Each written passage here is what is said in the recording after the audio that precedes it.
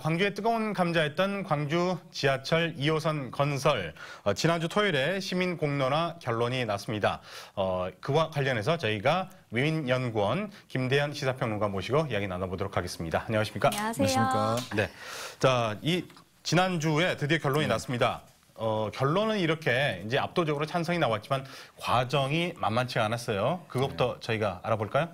그러니까 이제 지하철을 건설하냐 마냐 이 논란이 이제 16년이 걸렸잖아요. 그렇죠. 네. 최초에 이제 2002년도 최초에 이제 승인 고시가 났고 네. 이후에 이제 사업 타당성이나 재정적인 문제로 인해서 진행이 안 되다가 네. 윤장현 시장 때 들어와서는 이게 다 기본 설계까지 됐음에도 불구하고 한 해 만에 그러잖아요. 네. 물론 이제 일부 시민단체의 반대가 있어서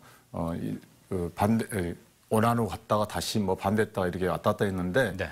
어쨌든 간에 이용수업 시장이 들어서면서 이 부분은 사회적 갈등이라고 생각하고 공론화를 통해서 결정하겠다. 이렇게 해서 이번에 공론화를 통해서 결정이 된 것입니다. 네, 그런데 지금 현재는 저심도 경전철로 건설 방법이 결정이 됐는데 이 방식이 1호선 건설 방식보다 훨씬 비용이 적게 든다고 들었어요. 어떤 방식인가요?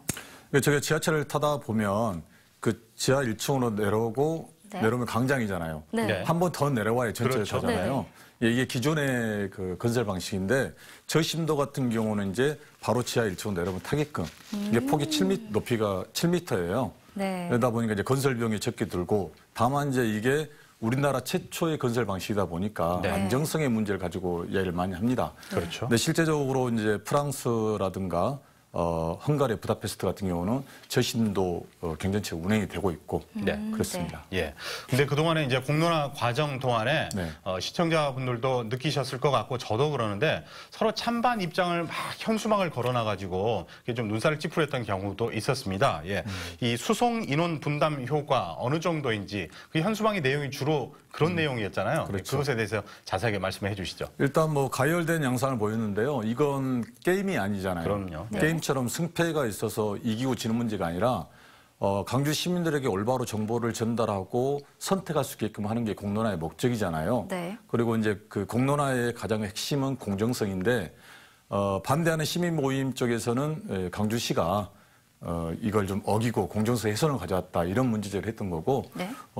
그래서 좀 시끄럽다고 논란이 됐었는데요. 네. 또 수송 인원 분담에 대해서 수송 분담제 같은 경우는 이제 1호선 같은 경우는 일일 한 5만 2천 명 정도로 해서 3.6%를 차지했는데 네. 2호선이 들어서면은 그 한승을 하게 되잖아요. 네. 그래서 9만 명. 그리고 2호선만 놓고 보면 하루에 23만 명이 탄다. 네. 그리고 1, 2호선을 합치면 하루에 32만 명을 예측하고 있어요. 네. 네. 근데 이제 시민단체 같은 경우 반대했던 모임 같은 경우는 저기 가닥 예측됐다. 왜냐하면 강주시 인근까지 포함한 거 아니냐 이런 입장이었고 예. 강주시는 그게 아니다 이렇게 팽팽히 맞섰죠. 지금 그 노선이 나오고 있습니다. 노선이 1단계, 2단계, 3단계로 나뉘어지게 되는데요. 자, 먼저 1단계를 설명을 드리면 광주시청에서 월드컵 경기장, 그리고 백운광장, 그다음에 남광주시장, 조선대학교, 광주교대까지 바로 2호선 1단계가 2023년도에 개통을 하게 되고요. 2단계는 전남대학교에서 수안지구까지 쭉 이어지게 되는데 반대 측 입장에서 보면 이게 이제 터미널과 야구장을 거치지 네. 않아서 이 반대를 많이 하시는 이유가 되고 있습니다. 그리고 2호선 3단계는 2025년에 개통을 하는데요. 현재 효천역에서 바로 백운광장까지 이어지는 3단계까지 이렇게 해서 노선이 이어집니다.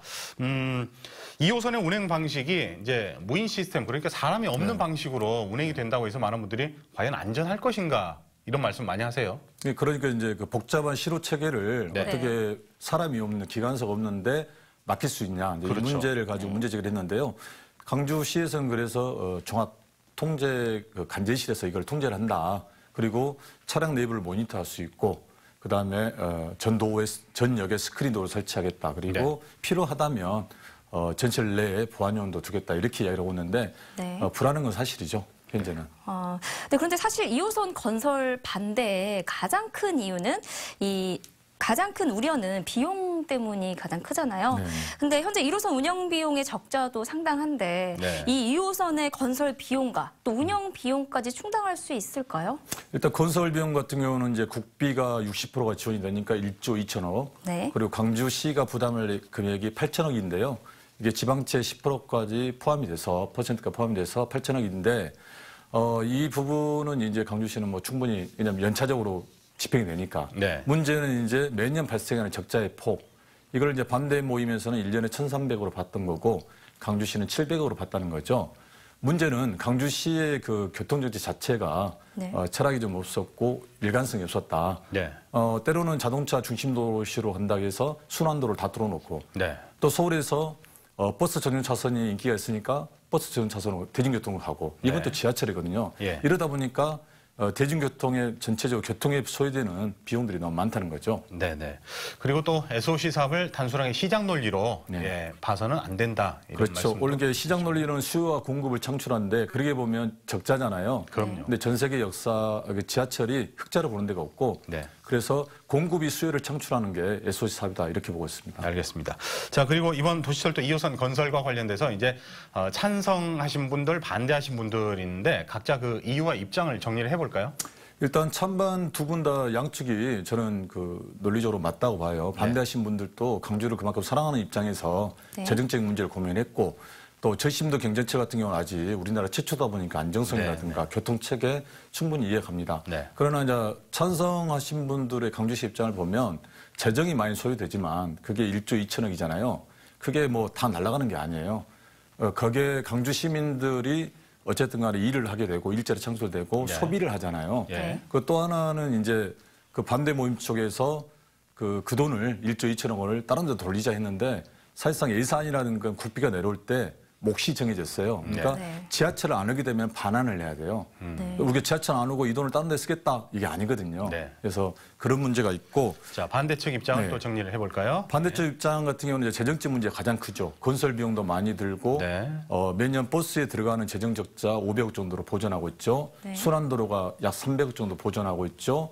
지하철에 들어간 거를 1,300 보전한다면 네. 매년 한 2천억 정도를 광주시가 물어내야 하는데 이게 감당할 수 있겠느냐. 네. 이게 가장 컸고 두 번째는 이제 아까 말씀드렸던 안정성, 기술적인 문제. 네. 세 번째가 이제 교통 체계 문제인데 네. 광주시에서 내놓은 것들은 이제 거의 다 근거를 가지고 반박을 했고 또 하나는 여기에 대한 타당성 검사를 그 국책기관인 KDI가 오키를 했단 말이에요. 어쨌든 간에. 네. 그리고 정책연구원에서 이게 뭐 문제가 없다고 판단했기 때문에 가고 있는 것 같습니다. 이 밖에도 아까 그 사람들이 많이 이용하는 뭐 야구장이라든가 터미널을 이용하면 거쳐가면 더 좋았을 것 같다. 그리고 또 두 칸짜리가 얼마나 수성을 많이 할 것이냐 이런 의견도 있었습니다.